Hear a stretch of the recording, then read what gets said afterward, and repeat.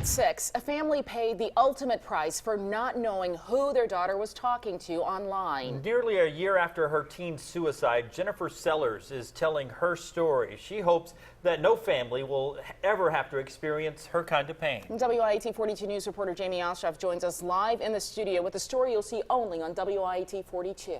Right, well, this is Sidney Sellers. Her parents describe her as really the perfect daughter. She's athletic, smart, active in her church. She was even dating one of the popular boys at Pell City High. Well, Sidney's life was one her mother really admired and followed on Facebook. But as mom later realized, Sidney was living a deeper, darker life online. December 7th, 2014 started as a good day for the Sellers family. That day was her first day as an altar server. She had been through the training and we were very, very proud. So proud that Jennifer decided to cook her daughter Sidney's favorite dinner that night. Breast of turkey, all her favorite vegetables, Brussels sprouts. And she came out probably around 20 minutes before dinner was ready.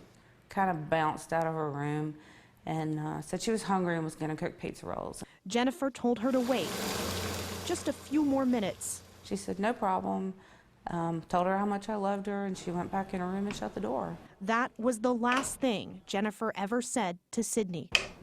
I went to get her up. I found her hanging from her bed. A whole lot of nothing, and a whole lot of internal shrieking. My brain just sort of went crazy. Both of us just sat there and thought, this just can't be possible.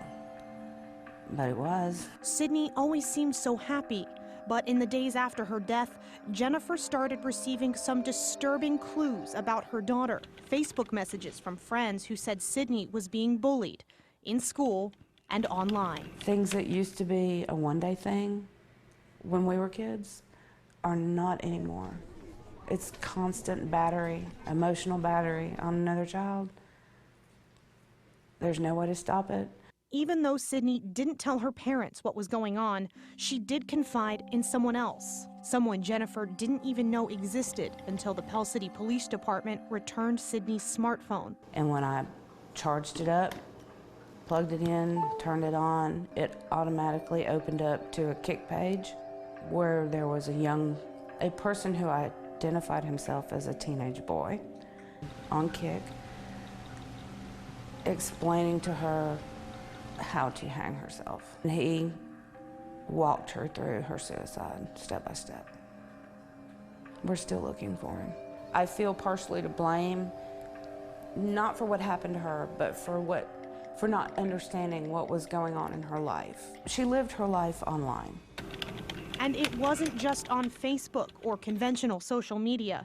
Jennifer quickly learned of the seemingly infinite buffet of apps like Kik that can connect harmful people to innocent children. I don't think anybody in our family really understood the capability of evil and bad to seek you out by way of the internet. Now, Jennifer calls it her personal crusade to make sure no other child suffers the same fate as Sidney. So I asked her, what does every parent need to know? Your child doesn't need a smartphone. That's the first thing and the hardest thing that every family is going to have to battle out. If you can still have an argument with your child, you're blessed. If they can still slam the door in your face, you're blessed. I can't do any of that. It's worth the fight. And while Jennifer Sellers fights to inform children and parents of the dangers of apps like Kik, it seems like an uphill battle as developers continue to come out with more and more apps. So Sherry Jackson is here to talk about how you can stay on top of that growing list of apps. That's tomorrow. Yeah, Jamie, it can be overwhelming for parents just trying to figure out which app does what and which really are not meant for children. Tomorrow at 6, we'll show you what's happening in our community, bringing parents up to speed and bring you warnings from experts in social media about apps that can bring about unintended consequences. So don't miss Dangerous Connections, the apps, tomorrow at 6 o'clock. In the meantime, go to our website at WIAT.com to view our past reports and vote in our web poll.